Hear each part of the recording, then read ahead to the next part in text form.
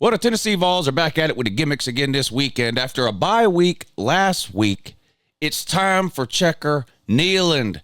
Through the first 5 games of the season, Tennessee wore 5 different uniforms. I guess they're all out of uniforms. They've used them all up. So they're going to have to recycle one of the uniforms they've already worn. But don't worry, Vol fans. There's still a gimmick. That's right. It is Checker Neyland week in Knoxville. So make sure all you dummies that are going to the game, go to the website, punch your seat in so you know what color shirt it is you're supposed to wear. So you make sure you match up with the rest of the lemmings that are slowly marching towards whatever cliff it is that you all are going to jump off of at some point this season. But Tennessee is hosting Texas A&M this weekend, the 3:30 game on CBS. And I think this could be a really good game. Tennessee's favored by 3.5, coming off of a bye week, like I mentioned. Texas A&M, of course, hosted Alabama last week, a big game for them. And it's one of those things where it kind of feels like Texas A&M had a lot of their eggs in that Alabama basket, and it didn't work out. They lost 26-20 after being up 17-10 in the second half. Alabama scored a couple of touchdowns and a safety. Final score, Texas A&M 26, Alabama 20. Tennessee, of course, a couple of weeks ago hosted South Carolina. They beat them 41-20. And I'm having a hard time really making up my mind about Tennessee. After I saw that Florida game, I'm not going to lie, I kind of wrote them off. I think that was a disappointing loss. I still think it's a disappointing and embarrassing loss. Florida is not a good team at all. But I'm not convinced that the Tennessee we saw play at Florida is the sort of Tennessee team we're going to get for the majority of this year. I think it may come to be that Florida game was kind of an outlier. They're obviously a much better team at home than they are on the road. And for whatever reason, they just appear to have some sort of mental block that they're having a hard time getting over when it comes to Florida. They've only beat Florida, I think, twice in the last 20 years or so and haven't won at the Swamp in forever. So maybe we kind of just need to set that game aside as sort of its own separate thing and not even really look at that game when it comes to evaluating Tennessee and what they may do for the rest of the year or how good they may be from week to week going forward. It was an impressive win at home against South Carolina. They've won, I believe, 12 straight games at home. Tennessee has. It can be a tough place to play. A&M's going to find that out this week.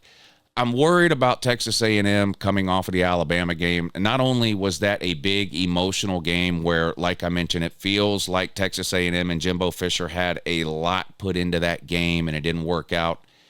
But the physical toll, the emotional toll, and the fact that they lost, and now a quick rebound where they have to go on the road to play a pretty good Tennessee team in an environment that can be really difficult to play in. Max Johnson will be making only his 3rd start of the season after Connor Wegman got hurt a few weeks ago. And while Max Johnson has played okay, I'm assuming that Connor Wegman was the starter over Max Johnson for a reason. They brought Bobby Petrino in to kind of try to put a spark in that offense, and I think it's worked. I mean, whatever you think of Texas A&M kind of as a team this year, I think it's pretty clear to anybody that's watched them play that offensively they are a much better team than anything they have been putting on the field over the last couple of years. Now, how much of that is a direct result or how much credit for that goes specifically to Bobby Petrino versus just the talent on the team kind of coming together and playing better, I don't know. Maybe we need to watch the second half of the season play out.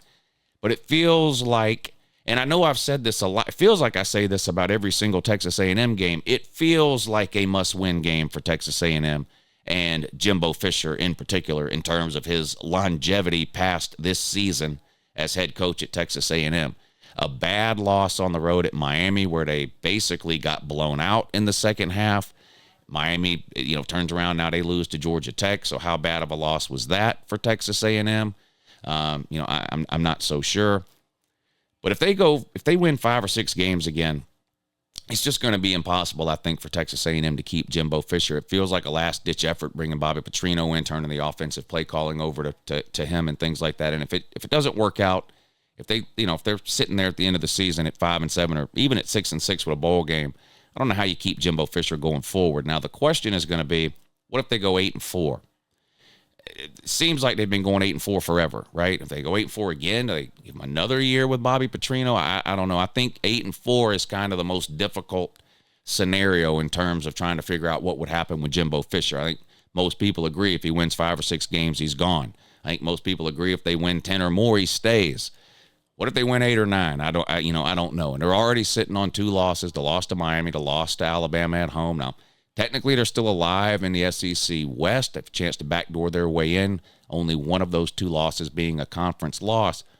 But when you look at the schedule for Texas A&M, it doesn't look like a team that is set to win out over the course of the season. They have this weekend's game on the road at Tennessee where they're a 3.5-point underdog. They've still got games against LSU. They've got a game against South Carolina. There are 3 or 4 losable games on the schedule for Texas A&M remaining, including this one this weekend on the road at Knoxville.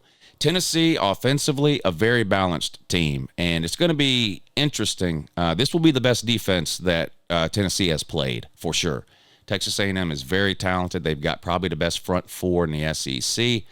Gave Alabama fits this past weekend. Alabama ran for, I think, 40 yards or something like that against Texas A&M. Tennessee's been a really good running team. In fact, they're one of the best rushing teams in the SEC. If you look at, like, yards per carry, they're at like 6.5 yards per carry. That's really, really good. Texas A&M, one of the best teams in the SEC when it comes to stopping the run. So in terms of trying to just forecast this game, predict this game, what might happen in this particular game, this matchup, Texas A&M at Tennessee, I think it's going to come down to that, the lines of scrimmage. Is Tennessee able to establish the running game? Contrary to popular belief, there is still a lot of people out there that when you ask them about Tennessee or when you listen to them talk about Tennessee, they talk in terms of Tennessee being some type of team that throws the ball all over the field, like an air raid type of offense.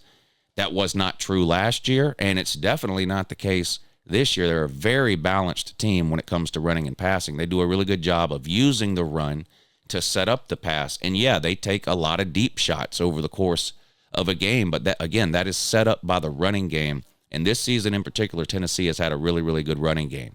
If they're not able to get that going this Saturday against Texas A&M, if it becomes sort of a similar situation to the Texas A&M Bama game where Bama basically had to abandon the run and put the game in Jalen Milroe's hands as a passer, which surprisingly they were able to do and win the game, is Joe Milton going to be able to do that in this game against that Texas A&M defense? I think they will. I think Tennessee will run the ball more effectively on Texas A&M than Alabama did because, well, I think Tennessee is better at running the ball than Alabama is. Alabama's offensive line is terrible. Tennessee's isn't elite, but I think it's better than Alabama's. It's at least played better than Alabama's over the course of this season. And I like Tennessee's running backs better than I do Alabama's, if I'm being completely honest. I don't know that Tennessee will have the 200 yards rushing that they've had in several games this season, but I do think Tennessee will be able to run the ball successfully enough to set up those passing attempts that they like to take down the field. And, you know, they're going to hit a couple of them, I think. I think Tennessee probably wins this game. I think they probably cover the 3.5. Give me the VOLS in a big win over the Aggies. Have a good morning.